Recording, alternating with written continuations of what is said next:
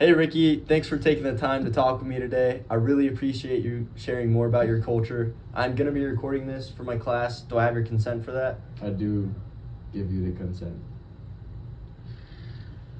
And of course, I'm very happy to be here. Paraguay isn't widely known as other countries, so I love talking about it.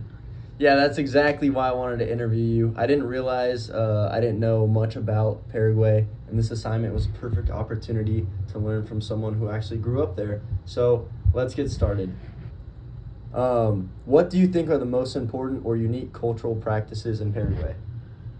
There are so many, but I'd say one of the biggest things is how important family is. In Paraguay, families are all really close knit. It's common for multiple generations to live together or at least spend a lot of time with each other. Also, something unique is that we have two official languages, Spanish and Guarani. A lot of people mix the two in everyday conversation, which is something that surprises outsiders. That is so interesting. I knew Spanish was spoken there, but I didn't know about Guarani. Is that how you Yes. pronounce it? What's so widely used there? Do most people speak both fluently? Yeah, pretty much. It's called Jopara, which is when people blend Spanish and Guarani together in speech. It's a big part of our identity. All right, very cool. Thank you. How are the generals viewed in Paraguay culture?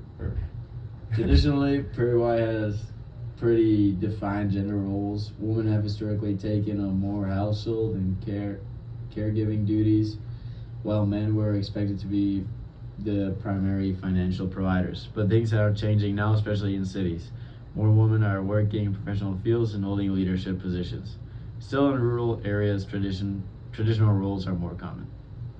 That makes sense. It sounds kind of similar to how things used to be in the U.S., where gender roles were more rigid but have shifted over time.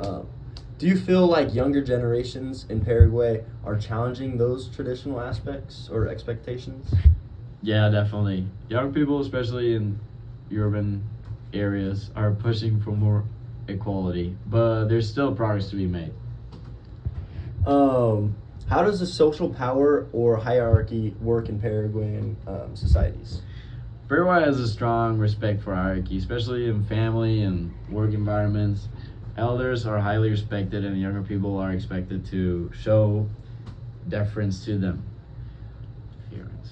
In the workplace, hierarchy is also important. Managers and older employees are given a lot of respect. Also, the government and business sectors are still influenced by a small elite group, so power isn't always distributed evenly. That sounds like a culture with a high power distance, which basically means that people accept a clear structure of authority. Exactly. People don't usually change authority as openly as they might in other cultures.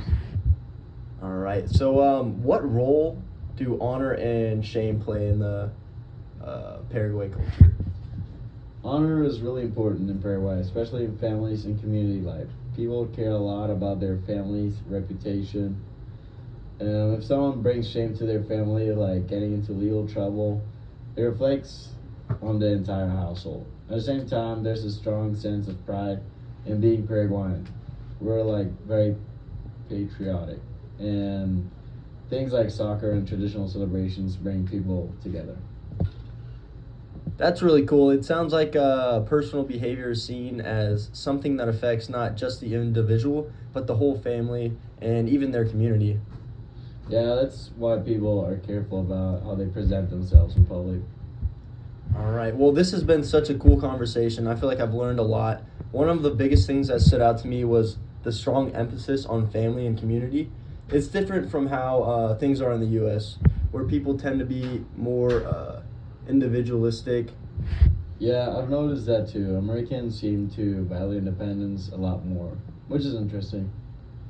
Yeah. All right. Well, thank you, Ricky. I appreciate you taking the time to let me interview you today. Thank you.